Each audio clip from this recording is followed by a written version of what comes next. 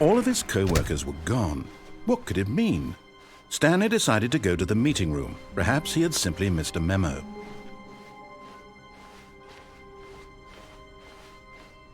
When Stanley came to a set of 2 open doors, this was not the correct way to the meeting room, and Stanley knew it perfectly well. Perhaps he wanted to stop by the employee lounge first, just to admire it. The lounge was sublime, a work of art. But eager to get back to business, Stanley took the first open door on his left. Stanley was so bad at following directions, it's incredible he wasn't fired years ago. Look, Stanley, I think perhaps we've gotten off on the wrong foot here. I'm not your enemy, really, I'm not. I realize that investing your trust in someone else can be difficult, but the fact is that the story has been about nothing but you all this time. There's someone you've been neglecting, Stanley. Someone you've forgotten about.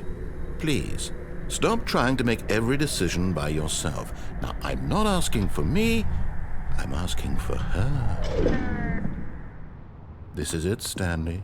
Your chance to redeem yourself, to put your work aside, to let her back into your life. She's been waiting. That's her, Stanley. You need to be the one.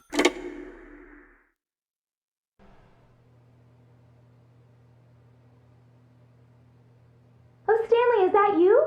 Hold on, sweetie. Sorry to keep you waiting. I'm just pulling the bread out of the oven. All right. Okay, there we go. All right, now, I want you to come in and tell me all about your damn. Gotcha. Oh, come on. Did you actually think you had a loving wife who'd want to commit their life to you? I'm trying to make a point here, Stanley. I'm trying to get you to see something. Come inside. Let me show you what's really going on here. This is a very sad story about the death of a man named Stanley.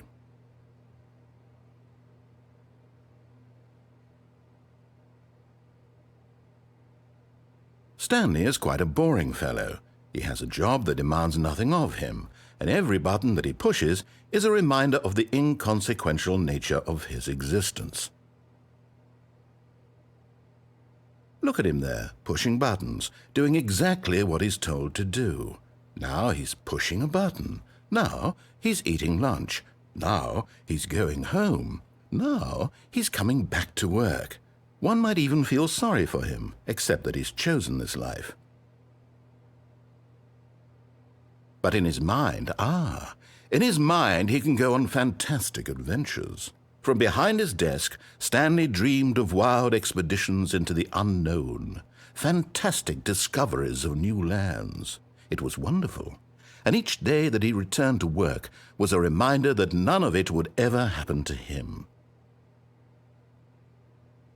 And so he began to fantasize about his own job. First, he imagined that one day while at work, he stepped up from his desk to realize that all of his co-workers, his boss, everyone in the building had suddenly vanished off the face of the earth. The thought excited him terribly. So he went further. He imagined that he came to 2 open doors and that he could go through either. At last, choice. It barely even mattered what lay behind each door. The mere thought that his decisions would mean something was almost too wonderful to behold. As he wandered through this fantasy world, he began to fill it with many possible paths and destinations.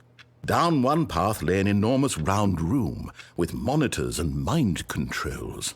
And down another was a yellow line that weaved in many directions. And down another was a game with a baby. And he called it the Stanley Parable. It was such a wonderful fantasy, and so in his head he relived it again, and then again, and again, over and over, wishing beyond hope that it would never end, that he might always feel this free. Surely there's an answer down some new path, mustn't there be? Perhaps if he played just one more time. But there is no answer. How could there possibly be? In reality, all he's doing is pushing the same buttons he always has. Nothing has changed. The longer he spends here, the more invested he gets, the more he forgets which life is the real one. And I'm trying to tell him this, that in this world he can never be anything but an observer, that as long as he remains here, he's slowly killing himself. But he won't listen to me. He won't stop. Here, watch this. Stanley, the next time the screen asks you to push a button, do not do it. You see? Can he just not hear me?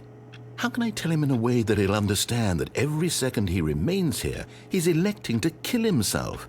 How can I get him to see what I see? How can I make him look at himself?